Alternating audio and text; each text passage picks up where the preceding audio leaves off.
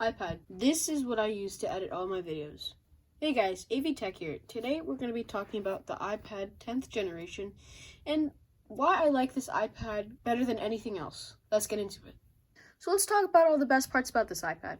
This does feature a camera right on the top instead of, where it usually is. And it does have Touch ID, but no Face ID. And I think this iPad is just a really good looking iPad just because of this color. This is just super vibrant and nice when it's reflected off the light. And I think this is the biggest bang for your buck, however you say it. Because, this gives you all the key features of, the newer iPad look. It's still at a cheaper and affordable price. Also, this does have an A14 chip, which is an older chip instead of, the newer M4 chip right now. But it's still pretty good, and I haven't really had any problems using the A14 chip. It still works fine. And the bezels are a bit big, but that's not really a problem with me, especially how well this looks. I think everything about this iPad is really good. And that's what I'll be going into detail about today. So before I started taking editing way more seriously, I did use iMovie, which I think is a good starting editing software, but it's not the best because you can't make precise cuts in your audio. What I now use is LumaFusion, which is a better editing software and is just way more precise when it comes to editing. That's why you guys have seen a drastic improvement when it comes to editing. Not the best because I'm still learning, but this is definitely better for me because I have way more control over what I do with the audio and the video input and stuff like that. So this does feature a 12 megapixel camera like the iPhone SE here and the iPhone XR that I'm using to record this video. So it's not a drastic improvement. I definitely noticed that there's a little more grain when I record with iPad, which is fine and all, but I just prefer using a phone because it's more versatile and easier to use instead of this big iPad.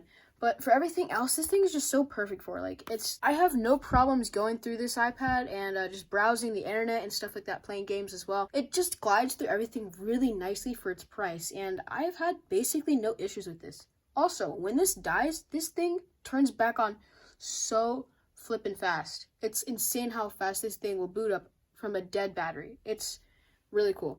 So this iPad does feature a 10.9-inch display, which is nice to do multitasking and stuff like that and playing games. Just, because this is a bigger screen does not mean it's the best.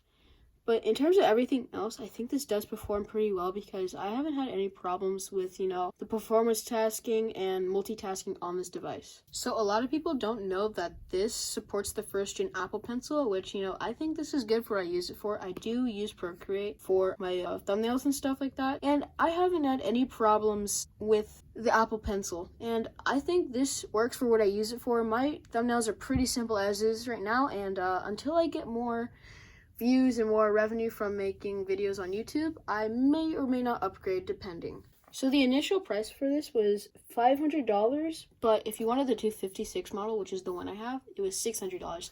But recently they did drop the price to $300-something, which I'm surprised about. Yeah, I think that's going to get you a lot of features for an Apple device.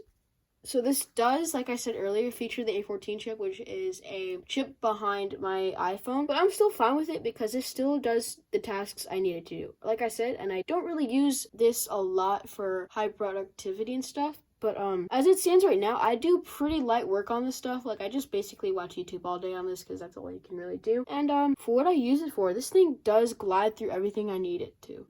So in terms of accessories, I do use a matte screen protector for this thing. And I do use a case that has this little cover, and it does hold my Apple Pencil and the little dongle you need for it.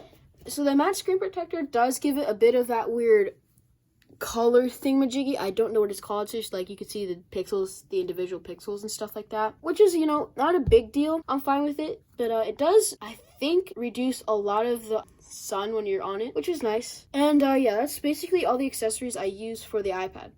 This also does have USB-C and quad speakers on both sides. So you're getting a lot of features that the newer iPads have for a really good price.